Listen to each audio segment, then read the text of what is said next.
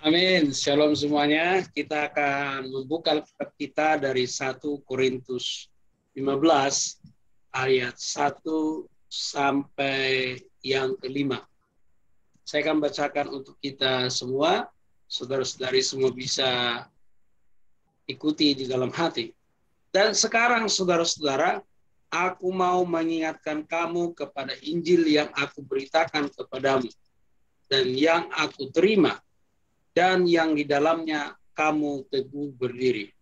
Nah, ayat 1 ini Paulus sedang menjelaskan kepada jemaat di Korintus bahwa Rasul Paulus ingin menegaskan atau ingin menjelaskan Injil yang diberitakannya kepada jemaat pada saat itu. Ayat yang kedua, oleh Injil itu kamu diselamatkan, asal kamu teguh berpegang padanya, seperti yang kuberitakan kepadamu, kecuali kamu telah sia-sia saja menjadi percaya. Ya, oleh Injil kamu diselamatkan, berarti Injil yang menyelamatkan. Nah, jadi jelas dikatakan oleh Injil kamu diselamatkan. Jadi kalau kita berbicara Injil, tentu secara leksikal atau secara kamus artinya adalah kabar baik. Lalu pertanyaannya, kabar baik yang seperti apa? Jelas dikatakan di sini yang pertama oleh Injil kita diselamatkan. Tapi ini belum spesifik. Nah, yang lebih spesifik lagi itu di ayat yang ketiga. Sebab yang sangat penting telah kusampaikan kepadamu, yaitu apa yang telah kuterima sendiri.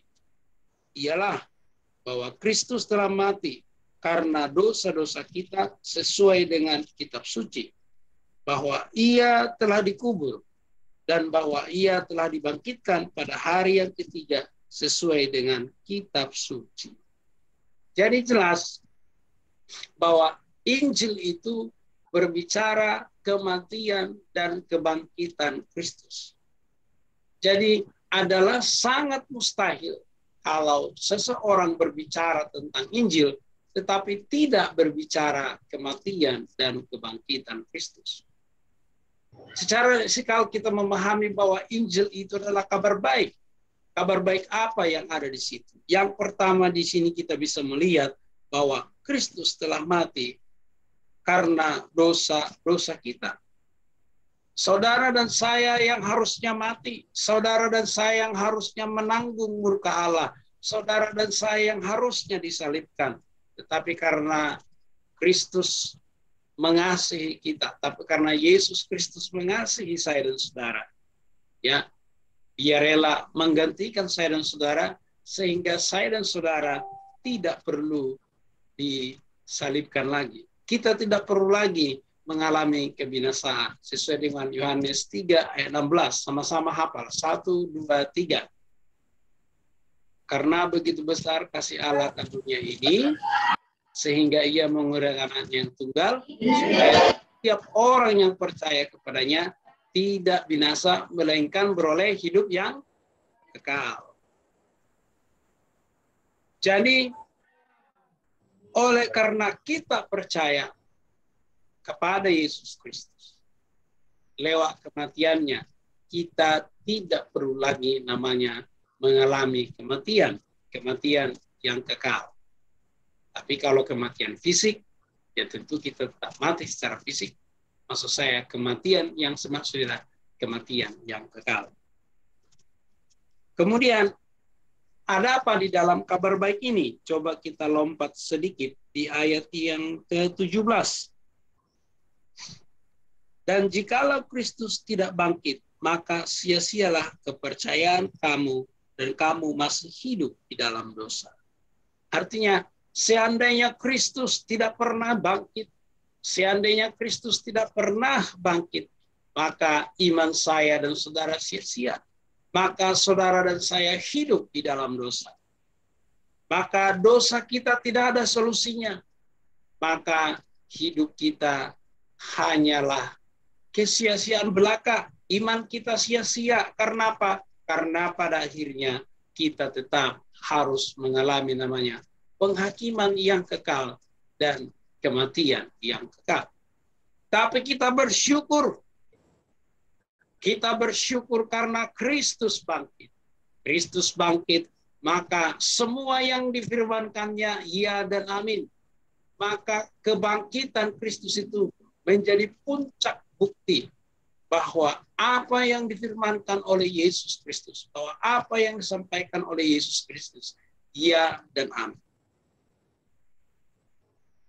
Yesus berkata, jaminan kita percaya bahwa setiap orang yang percaya tidak akan binasa, itu menjadi iya dan amin.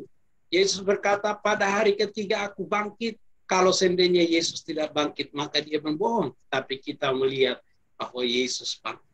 Dan kita bisa melihat bahwa semua janji-janji yang difirmankan oleh Yesus dalam kitab Injil, kita bisa melihatnya semua digenapi. Jadi dengan kebangkitan Kristus ini menjadi bukti iman kita yang paling kokoh. Ini menjadi bukti kekristenan kita yang paling teguh. Dan ini adalah bukti bahwa apa yang difirmankan oleh Yesus itu adalah ya dan amin. Jadi saudara-saudara, hari ini kita belajar yaitu Injil. Injil itu adalah kematian dan kebangkitan Kristus. Tadi saya katakan Injil itu secara leksikal artinya kabar baik. Kabar baik apa? Kristus mati karena dosa-dosa kita. Dia menanggung segala dosa kita. Sehingga kita yang harusnya mengalami kematian kekal dan penghukuman kekal. Tapi karena kita percaya kepada Yesus Kristus, oleh karena anugerah, kita tidak lagi harus mengalami kematian. Tetapi kita beroleh hidup yang kekal. Kabar baik yang kedua, Kristus bangkit. Seandainya Kristus tidak bangkit, sia-sialah iman kita. Kita masih tetap hidup dalam dosa. Tapi kita bersyukur Kristus bangkit, maka iman kita menjadi absah, iman kita menjadi bernilai, iman kita menjadi valid, dan kita tidak lagi diperhamba oleh dosa, tetapi kita dimerdekakan dari dosa, dan kita menjadi hamba Kristus. Sekian renungan hari ini. Tuhan Yesus memberkati.